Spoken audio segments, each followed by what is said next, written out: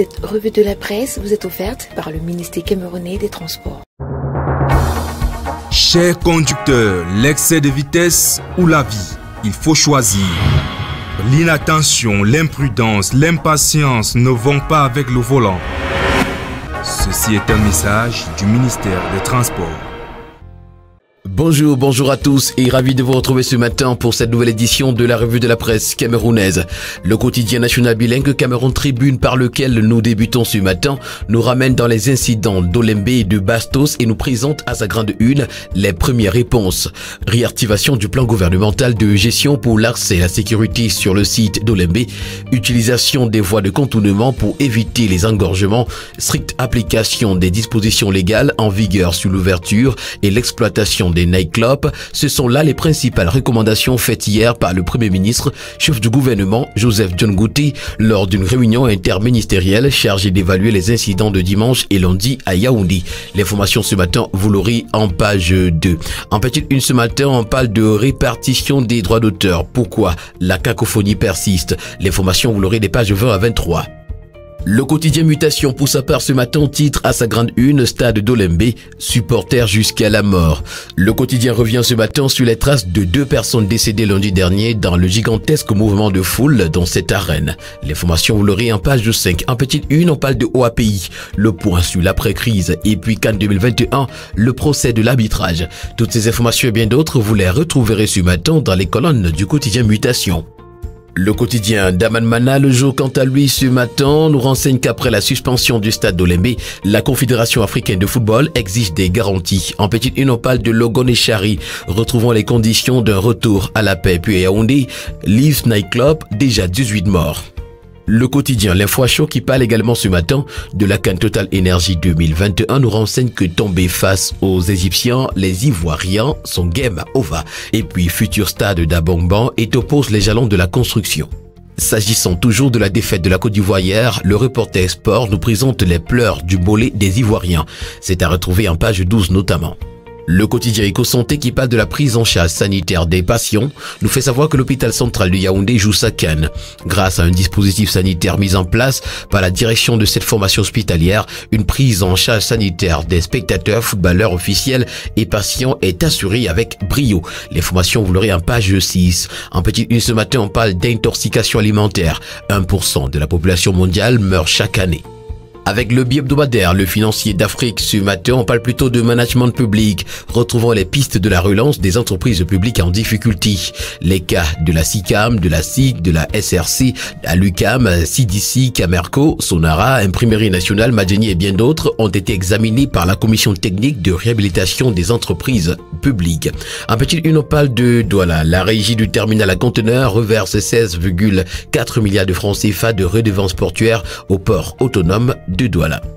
Le journal Repère qui parle également du port autonome de Douala ce matin nous présente un contentieux et nous renseigne que le port autonome de Douala est en phase avec le fisc.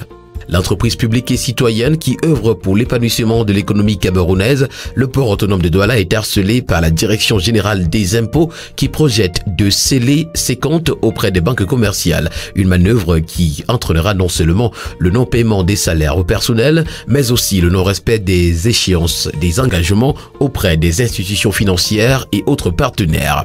En petite une, on parle de formation hospitalière, 620 milliards prévus pour moderniser le système de santé. Et puis financement public, le Cameroun lève 68 milliards de francs CFA auprès de la BEAC.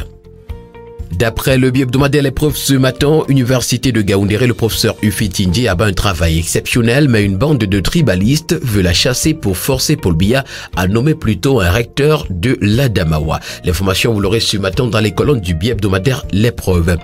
Pour le journal L'Albatros, on parle de la fièvre sociale. Le retrait de Paul Biya à Vormeka fait jaser, nous renseigne ce matin le journal. Pourtant courant, les séjours du président de la République dans son village font l'objet de commentaires, controverses et polémiques dans l'opinion ces derniers temps. Le sort réservé au stade après la CAN préoccupe ce matin le journal Camer Presse qui parle d'infrastructures sportives. Un réseau africain d'avocats d'affaires a organisé une réflexion sur le sujet, c'était jeudi dernier, à la Fondation Mouna à Yaoundé. Le journal nous présente ce matin le débat houleux entre avocats, universitaires et politiciens sur le meilleur modèle de gestion afin de rentabiliser des joyaux construits avec une dette contractée par l'État. Retrouvons également la revue des concessions des établissements publics et des modèles de régie ayant fait banqueroute au Cameroun. S'agissant toujours de la CAN Total Énergie 2021, ce matin à la une de la grande tribune, retrouvons les bons et les mauvais collaborateurs du président de la République. Le bi-hebdomadaire L'Anecdote, quant à lui ce matin, parle des marchés de titres publics et nous renseigne que le Cameroun renforce sa crédibilité. Après avoir remboursé 2 990 milliards de francs CFA au cours des 10 dernières années sans fausse note, le gouvernement vient de lancer une nouvelle émission de titres d'un montant de 20 milliards destinée au financement d'une dette émise janvier courant. Cette autre opération qui appelle le succès engagé dans le cadre de l'eurobond il y a quelques mois conforte davantage le poids de la signature du pays auprès de ses créanciers. En petite une, s'agissant de la CAN Total Énergie 2021, retrouvons les titres groupés sur le Cameroun. Filière banane, des difficultés fiscales pour les entrepreneurs des zones en crise. À la une de The Politics Hebdo ce matin, Freedom, comité de libération des prisonniers d'opinion. D'après l'information qui est rendue publique par le journal The Politics Hebdo, un comité de libération des prisonniers d'opinion du Cameroun vient d'être créé. Une initiative inclusive et non partisane. Initiative du cadre citoyen de concertation pilotée par Dukam Tchameni et regroupant une soixantaine de partis politiques, plusieurs associations également. Retrouvons la grande une du quotidien L'économie ce matin, l'insécurité alimentaire. Le journal nous présente la cartographie des 12 départements fortement exposés.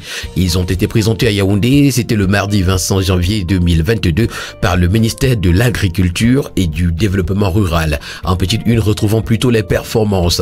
Les recettes douanières en hausse en 2021. CAN Total Énergie 2021, le ministère des Transports en campagne contre les accidents de la route. Et puis commerce, le volume des exportations de l'Afrique vers la Chine augmente.